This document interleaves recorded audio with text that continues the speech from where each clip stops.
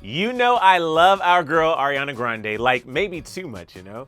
But I'm grateful that she's put out hit after hit for the past 2 years. Like, who else gives us 2 Grammy-worthy albums in a row just because they were bored? Nobody, that's who. There's simply no one like Ariana Grande, the voice, the connection to her fans, the work ethic, but even the most hard-working artists need some time off. I mean, look at Taylor, for example. Before she released Lover and starred in Cats, she would drop an album, go on tour, and then disappear for a couple of years to enjoy her cats and some homemade cookies. But Ari, it seems like this girl never takes a break. That is, until now. See, she just came off her Sweetener World Tour that lasted basically all of 2019. All across the globe, she stunned fans with her performances while also teaching people how to spell the word sweetener. And a couple of weeks ago, she dropped another album. This time it was a live version of all her most popular songs from her tour. Artists do that all the time. Nothing weird about that, except perhaps the title that Ari chose to use. It's called K-Bye for Now, which kind of insinuates that she's going on a bit of an extended break like she very much deserves. I've been saying that Ari needs to get some rest for a long time now, so I hope she's finally tuning in and taking my advice. Ari, if you're watching this though, one more interview with us won't hurt, right? Maybe a Rumor Patrol celeb takeover. Anyway, Ari, if you are watching this, I've got some ideas for what you can do with your newfound time off. I've compiled a little list here of all the things you could accomplish in 2020, non-professionally speaking, of course. So here it is, my open letter to Ariana Grande on why and how she should enjoy her time off right here on Listed. First off on our list is the obvious, take a beach vacation, girl.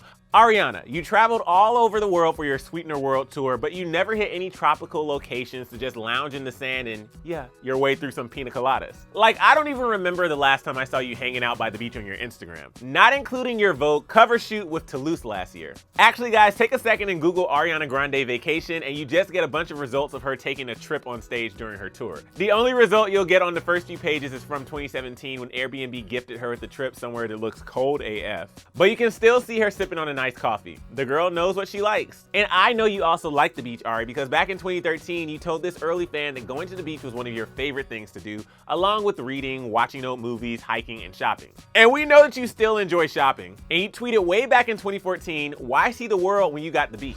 That was probably the last time you actually saw the beach, wasn't it? So Ari, go to Hawaii for a bit, or Maui, or Bali like me, or one of the other beautiful tropical islands that only multimillionaires know about and are allowed to vacation on. No more views of the inside of dark, old, or new recording studios. Instead, just views of clear skies and big blue bodies of water. Which reminds me, before we get any further on this list, it's not fair to say that Ariana is taking a full year off. She is gearing up to perform at the Grammy Awards tomorrow evening. This will be Ari's first Grammys performance in 5 years, and fans were pretty excited. As anyone who follows these things know, performing at the Grammys or even just being nominated is not as much of a party as it seems.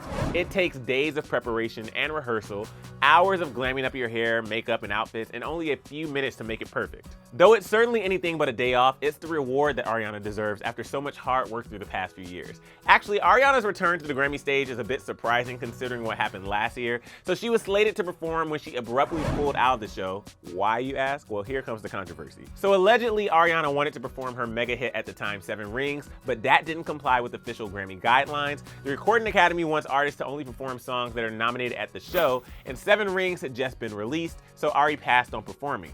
But now 7 Rings is nominated for Record of the Year, and the Hold Thank You Next album is nominated for Album of the Year. So looks like the joke really is on Grammy executive producer Ken Ehrlich. Ari told him off in a tweet last year saying, "I can pull together a performance overnight, and you know that, Ken. It was when my creativity and self-expression was stifled by you that I decided not to attend." But we do have to point out that she's up for a whopping 5 awards this year: Best Pop Solo Performance, Best Pop Duo or Group Performance, Record of the Year, Album of the Year, and Best Pop Vocal Album. So hopefully she can start her year off with a major win. So Ari, congratulations, but once you're all done with that show, you should really sit back, relax, and watch another show that you're not involved in. But not just any show, Broadway, baby. Ariana, we know that you love Broadway. In fact, that's how you got your start. So Ari was part of the original ensemble cast for 13. It was a musical on Broadway that ran from 2008 to 2009, and is the only Broadway show in history to have a cast and band made up entirely of teenagers. It's also the place where Ariana met Elizabeth Gillies, and the two later went on to star in the Nickelodeon show Victorious together. And ever since then, Ari has loved Broadway. She's been known to make appearances at several shows throughout the years whenever she could. And of course, back in 2018, she performed the rendition of The Wizard and I from the musical Wicked to celebrate its 15th anniversary on Broadway. He'll say to me, I see who you truly are. She dressed in all green to stick in theme, complete with green lipstick. Ariana also starred in the NBC live performance of Hairspray in 2016, where she played Penny Pingleton. She performed alongside Jennifer Hudson, Kristen Chenoweth, Maddie Baileo, and Dove Cameron. So you can see that she has a rich history in musical theater. She's always said her dream role would be Elphaba in Wicked, so maybe in the next year she can spend some time on Broadway studying new variants of the role before she dons the green paint for herself. And Ari, we know that you can't stay out of the studio for too long. That's okay, we love you for it. And though I love to hear every song you ever make, it's okay if you just keep some for your private collection. Writing and performing songs is a form of therapy for you, so if you really gotta go spend time in the studio, you do you. Write some more sad songs, belt your heart out, just do what you need to do. In fact, for everyone else who might not be aware, Ari already has been in the studio this year. She let the news slip where else but Twitter. A fan tweeted at her saying, "I'm sure you've been to the studio already," to which Ari replied, "Why do you have to read me like this?" But don't get too excited. She also said online that she never left the studio, even when she was on tour, but nothing is coming. As in, we're not getting any more new music from her anytime soon. Which is fine in my book. Like I said, we've gotten 3 new albums from her, 2 new albums and 1 live album in the past year and a half. And when one of her other fans urged her to take a break, Ariana replied with, I am, balanced, I love what I love, ain't got anything else to do either, so don't get excited about anything for sure, but I've been in. In fact, she said that she went back to her studio the day she finished her world tour. So yeah, do what you need to do in the studio, try some new stuff out, experiment a little bit, because I know when you're ready, we'll hear the best of the best all in good time. And hey, while you're in the studio, why don't you bring some of your famous friends by for a little jam sesh? Or just to hang out, because in your year off, you should definitely spend time with the ones you love most. We already know you've got your squad, you know, the one consisting of Liz Gillies, Victoria Monet, Courtney Cipollone, Taylor Parks, and so on. And you also have your fellow singers that love hanging out with you too, like Normani, for example. I mean, Ari has really taken Normani under her wings in the past year, helping her with the success of her first single, Motivation. Ariana wrote the song for herself, but then she gave it to Normani. She said, she's been very supportive of me too. I talked to her about the creative process. So Ari, call her up. And while you're at it, call up Demi and Miley too. They're both about to have big years as they're both expected to release albums of their own. It's possible that Ariana might be involved in the making of Demi's album in one way or the other, whether that's a feature on a song or making a surprise appearance at one of her concerts. They are both signed to the same manager, Scooter Braun, who also manages Justin Bieber. And in the past, Bieber and Ariana have shown up at each other's concerts through the works of Scooter. Just last year, Justin showed up during Ariana's set at Coachella Weekend 2. He was returning the favor for when Ariana showed up back at his concert way back in 2013. But Ariana and Miley go back even further, because in 2015, her and Miley covered Don't Dream It's Over during one of Miley's backyard sessions. And boy, it's a dreamy cover. I'm sorry, I was flirting. Sorry. Sorry, I was flirting. Sorry. They reprised the song again a few years later during Ariana's One Love Manchester benefit concert. Miley made an appearance for the benefit show, showing her support for her friend Ari and the people of Manchester, England.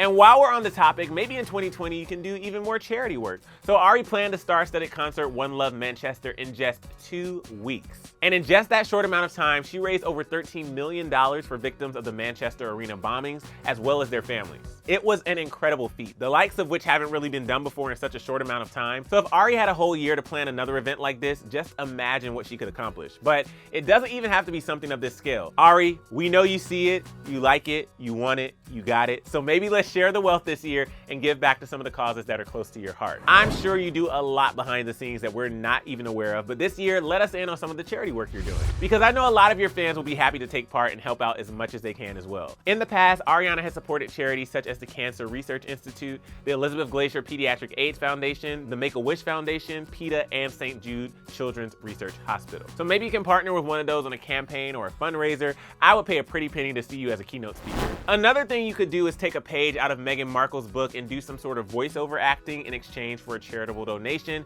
I think that's a trend that more celebrities should be doing in 2020. And while you're at it, maybe hit that campaign trail. We all know that politics is something that's very important to Ari. Her Thank You Next Gen campaign started off really strong at her Sweetener tour across America. Basically, fans who attended the shows could register to vote quickly and painlessly while they waited for Ariana to come on. She shared an Instagram photo last March urging people to sign up to vote and stay informed. She said, "So excited to partner with Headcount.org to bring voter registration and participation to all the US stops on the Sweetener tour.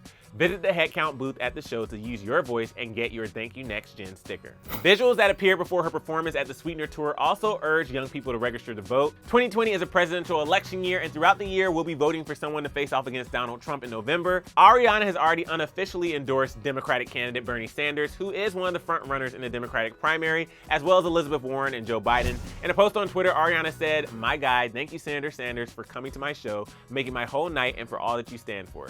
Headcount.org and I are doing our best to make you proud. We've already registered 20,000 plus young voters at my shows alone. Also, I will never smile this hard again, promise. So Ari will certainly be spending at least a little bit of her time off in 2020 watching the debates and standing in line to vote like the rest of us. But there's one more thing I think she should do this year, and some of y'all are about to be real mad at me, but it has to be said. Ari, please take a long break off of social media. You're constantly on, replying to fans and tweeting black hearts. And while we love getting to interact with you so freely, we also know that it has to be a lot for you to keep up with. She was silent on social media for a while before her Sweetener album came out, and it must have been really peaceful because too much Instagram and Twitter isn't good for anyone, especially someone who has fans constantly asking her for tea and more music. So maybe delete the Twitter and Instagram apps from your phone, watch some more movies, chill out a bit. We love you, Ari, but we're just hoping you're getting the rest and relaxation that you need. And then please come back in 2021 refreshed and ready to drop bop after bop again. But right now, guys, I want to know what you think. Does Ari need to take some time off? What should she do in the next year to take care of herself? Let me know some of your ideas in the comment section below. Then when you're done with that, make sure you click that subscribe button and that bell so you don't miss a single thing, and then click right over here to watch another brand new story. Thank you guys so much for watching and hanging out with me right here on Clevver. I'm Emil Ennis Jr., and I will see you soon.